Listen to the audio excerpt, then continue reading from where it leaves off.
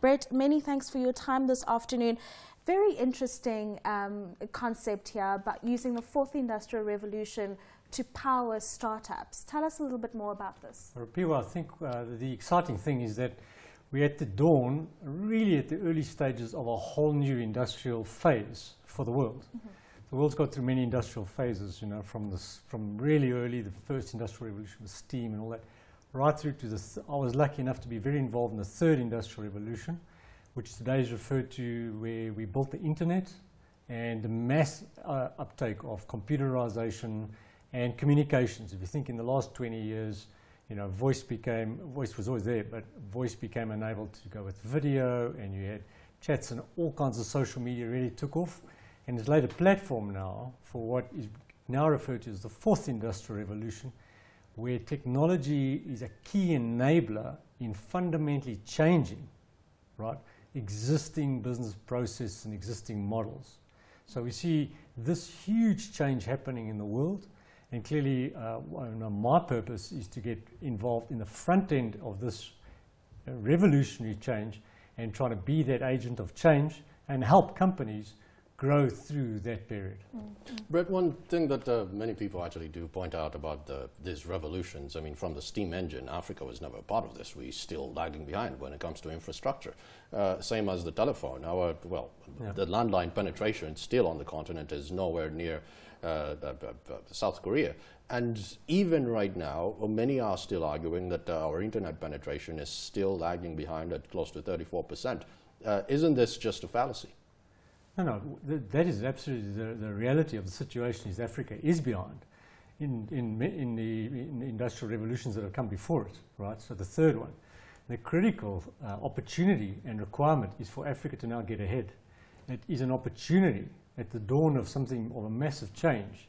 You have two choices. You can either be the victim and stay behind, and I think you staying behind in this time is going to be really significantly bad for your society, or become the agent of change and drive the change and therefore create new industries from today where they don't have much. You can create new industries, new offerings in the new world, and therefore create jobs and sustainability. But Brett, this is my issue, and I'm very passionate about this.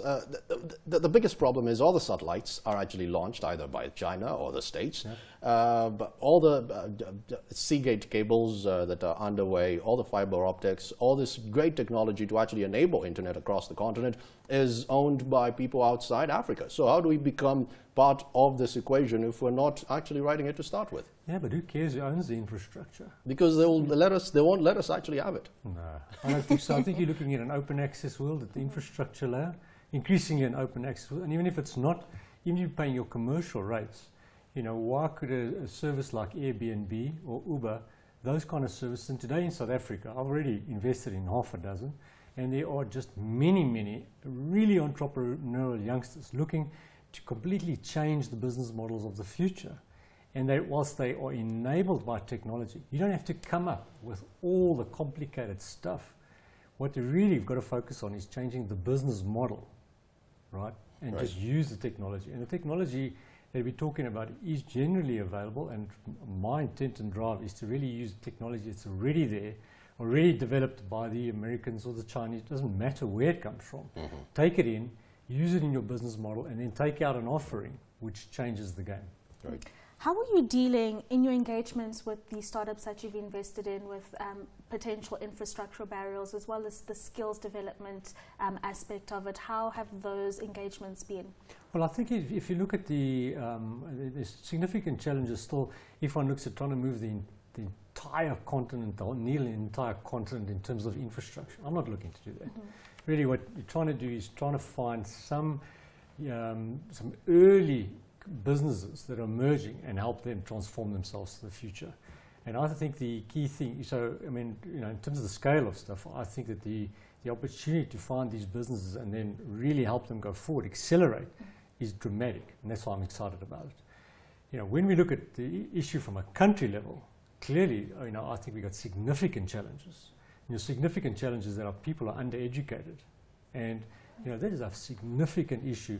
The requirement to increase the level of education, because in future, if we look forward into this fourth industrial revolution, The only thing that differentiates you is your skills.